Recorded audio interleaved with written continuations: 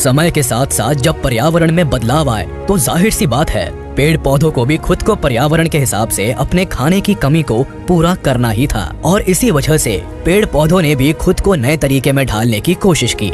यही वजह थी कि उनकी पत्तियों और बाकी हिस्सों में भी चेंजेस होते चले गए। इस प्रोसेस को पूरा होने में और प्लांट्स को पूरी तरह से कार्निवोरस होने में हजारों सालों का समय लगा। लेकिन इसी दौरान इन पौधों को बहुत सारे फायदे भी हुए क्योंकि ये पौधे बदलाव को बहुत ही अच्छी तरह से समझ चुके थे। इनको पता था कि अगर ये खुद में बदलाव नहीं लाएंगे तो शायद ये हमेशा हमेशा के लिए खत्म हो जाएंगे। इन पौधों को एनिमल्स व इंसेक्ट्स को खाने से नए तरह के न्यूट्रिएंट्स मिलने लगे जो कि शायद पहले संभव नहीं था। इसके बाद ही इन पौधों ने ये बात जान ली कि हम सही रास्ते पर जा रहे हैं। वैसे तो बहुत सारे एनिमल ईटिंग प्लांट्स हैं जिनकी तादाद सैकड़ों में है। इनमें से इस वीडियो में हम ड्रोसेरासेई फैमिली के 3 कार्निवोरस प्लांट्स पर बात करने वाले हैं। इन तीनों ही प्लांट्स की खासियत है कि अपने शिकार पर हमला करने के लिए मोशन करते हैं, यानी ये पौधे एक तरह से घात लगाकर अपने शिकार का इंतजार करते हैं और जैसे ही शिकार यानी छोटे मोटे कीड़े मकोड़े या जानवर इनके पास आते हैं तो ये पौधे तुरंत ही उन पर हमला बोल देते हैं। Number 1, Venus fly trap. Venus fly trap Carolina में पाया जाता है,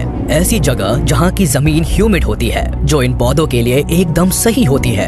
आपको ये जानकर बहुत ही ज्यादा हैरानी होगी कि पोकेमोन कार्टून में इस पौधे से इंस्पायर्ड होकर भी कैरेक्टर्स बनाए गए हैं। खैर, पेड़ पौधे किसे पसंद नहीं होते और खासकर जब वह हरे भरे और खूबसूरत हो। पर शायद आपका ध्यान इस पेड़ के कांटेदार पत्तों पर नहीं गया जो कि जानवरों के लिए मौत का कुआं है। जब इस पेड़ की पत्तियां खुली होती है तो अक्सर इस पर कोई छोटा मोटा कीड़ा मकोड़ा या छिपकली जैसे जानवर आकर बैठ ही जाते हैं। ये देखिए, मधुमक्खियों की तरह दिखने वाला येलो जैकेट इस खूंखार पेड़ की कांटेदार पत्तियों पर आ बैठता है। अब जो होगा उसे देखकर आप अपनी आंखों पर विश्वास नहीं कर पाएंगे। एक ही झटके में ये कांटेदार पत्तियां इस जीव को जकड़कर कैद कर लेती है और थोड़ी ही देर में मौत की नींद सुला देती है। देखा आपने किस तरह इस पेड़ की पत्तियों ने इस छोटे से जीव को अपनी तरफ खींचा और अपना मुंह बंद कर लिया। बेचारा येलो जैकेट तड़पता रह जाता है और खेल खत्म हो जाता है। कुछ देर बाद जब येलो जैकेट्स एक बार फिर से इन कटीली पत्तियों के पास आते हैं तो इनमें से एक पूरी तरह से अंदर फंस जाता है और साथ ही दूसरे जैकेट की गर्दन भी इन पेड़ की पत्तियों में फंस जाती है, जिससे बड़ी मुश्किल से येलो जैकेट का साथी छुड़ा पाता है। कटीली पत्तियों में फंसे हुए जैकेट को तड़पता हुआ देखकर बाहर मौजूद सारे जैकेट्स परेशान हो जाते हैं, पर ये नन्हे जीव अपने साथी की जान बचाने के लिए कुछ कर नहीं पाते। अब तो आपको इस बात का अंदाजा लग ही गया होगा कि ये पौधे कितने ज्यादा खतरनाक होते हैं। Number 2, sundew.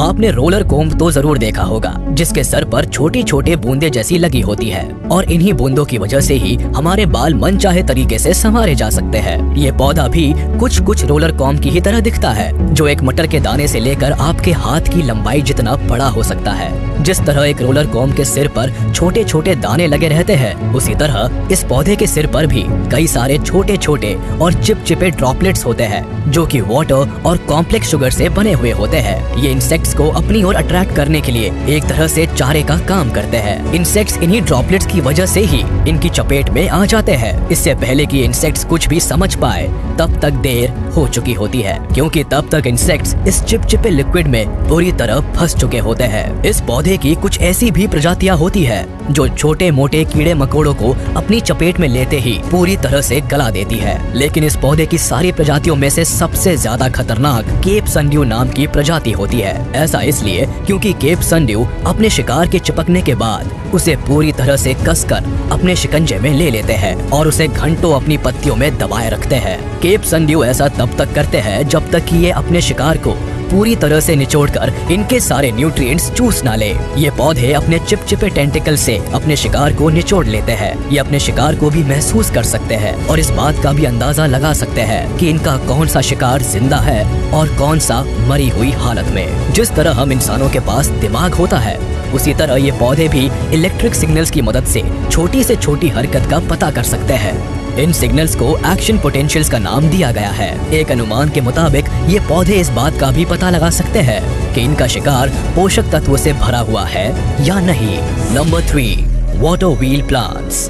जंगल में बड़ी बड़ी घास के बीच से गुजरते हुए संड्यू फैमिली के मेंबर यानी वाटर व्हील्स को लेक के किनारे पर देखा जा सकता है। आपको बता दें कि ये पौधे बहुत ही रेयर है और बहुत कम पाए जाते हैं। इस पौधे में एक के पीछे एक लगभग 5 से 7 पत्तियां लगी होती है, जो कि एक तरह से आइडेंटिकल होती है। साफ देखा जा सकता है कि इस पौधे ने यहाँ एक मॉस्किटो लार्वा को पकड़ रखा है। ये प्लांट्स इंसानों के लिए काफी हेल्पफुल हो सकते हैं। वाटर व्हील प्लांट्स लगभग हर महाद्वीप में पैदा हो सकते हैं और किसी भी तरह के पानी पर कब्जा कर लेते हैं। इस प्लांट में अंडर वाटर फ्लैप होते हैं जो छोटे छोटे समुद्री जीवों को पूरी तरह से कस लेते हैं और उनकी जान निकाल देते हैं। इन खतरनाक पौधों की पूरी तरह से जांच करने के बाद कार्निवोरस प्लांट्स के बारे में हम 3 बातों को बहुत अच्छे से समझ सकते हैं। सबसे पहले ये पाया गया कि आज से लगभग 70 मिलियन ईयर्स पहले जब 3 मॉडर्न कार्निवोरस प्लांट्स में से किसी एक को पूरी तरह से जीनोम डुप्लीकेशन से गुजरना पड़ा होगा, जिससे एक नए तरीके का डीएनए बना, जिसे हम डुप्लीकेट डीएनए कह सकते हैं। इस डुप्लीकेट डीएनए ने लीफ और रूट्स जीन्स को भी पूरी तरह से बदल दिया और इसी वजह से इस नए डीएनए से इन प्लांट्स को नए तरह से काम करने की आजादी मिल गई और फिर इन्होंने अपना एक नया रूप धारण कर लिया। और फिर कुछ पत्तियों ने खुद को एक शिकारी की तरह ढालना शुरू कर दिया, जिसमें वह छोटे मोटे कीड़े मकोड़ों को फंसाकर उनका शिकार करने लगी, जबकि कार्निवोरस प्लांट न्यूट्रिशन और एब्जॉर्प्शन की प्रोसेस को जीन से ही कंट्रोल करने लगे। कार्निवोरस की जर्नी के सेकंड स्टेप की शुरुआत तब होती है जब पौधों को शिकार से नए तरह के पोषक तत्व यानी न्यूट्रिएंट्स मिलने लगे और इसी के चलते पुरानी पत्तियां और पेड़ की जड़ें उतनी ज्यादा जरूरतमंद नहीं रही जितनी की पहले थी। और ऐसा भी देखने को मिला कि जो भी जीन्स कार्निवोरस न्यूट्रिशन में शामिल नहीं थे यानी जिनका इस्तेमाल नहीं हो रहा था, धीरे धीरे उनका रास्ता साफ होता गया और वो गायब होने लगे। ये भी अपने आप में एक नई तरह की शुरुआत थी, जैसे कि एक्वेटिक वाटर व्हील प्लांट्स के सीडलिंग्स जो कि नॉर्मली तो एक प्रो रूट फॉर्म कर लेते हैं, लेकिन डीएनए में बदलाव की वजह से ये रूट्स ज्यादा बड़ी नहीं हो पाई और धीरे धीरे पूरी तरह से गायब हो गई। शुरुआत में ये बात बहुत ही हैरान कर देने वाली लग रही थी। कुछ इसी तरह ही 2013 में भी वैज्ञानिकों के एक ग्रुप द्वारा 2 कार्निवोरस प्लांट्स पर की गई स्टडीज में भी यही परिणाम सामने आया था। कार्निवोरस प्लांट्स में बदलाव के तीसरे चरण में पौधों ने अपने पर्यावरण के लिए खास तौर पर बहुत ही अनोखे और नए तरह के बदलाव किए, जो कि बहुत ही चौंकाने वाली बात है। दरअसल रिसर्चर्स ने पाया कि जड़ें और पत्तियां एक तरह का जाल बनाने के लिए बने हैं। जड़ों के लिए जीन जो भी मिट्टी से पोषक तत्वों की तलाश और अवशोषित करने के लिए उपयोग किए जाते थे, अब उन्हें शिकार से पोषक तत्वों को पचाने और अवशोषित करने के लिए जरूरी एंजाइम्स बनाने का काम कर लिया गया है। ये होता है खुद को समय के अनुसार ढाल लेना। ज्यादातर कार्निवोरस पौधों के लीव्स और रूट्स में हर वो चीज आसानी से पाई जाती है जो किसी भी मांसाहारी प्राणी के लिए जरूरी है। नेचर कुछ भी कर सकता है और इस बात का जीता जागता उदाहरण है ये पौधे। पहले जहाँ ये पौधे पूरी तरह से शाकाहारी थे और एकदम आम पौधों की तरह ही हुआ करते थे, लेकिन समय बदलने के साथ साथ जो खुद को बदल लेता है असल में वही कामयाब होता है। जैसे कि ये पौधे जो शाकाहारी से मांसाहारी हो गए। आज के वीडियो में बस इतना ही। उम्मीद है आपको वीडियो पसंद आई होगी, तो हमारे इस वीडियो को लाइक कर दे और मुझे कमेंट में जरूर बताइएगा मांसाहारी पौधों की ये जर्नी आपको कैसी लगी।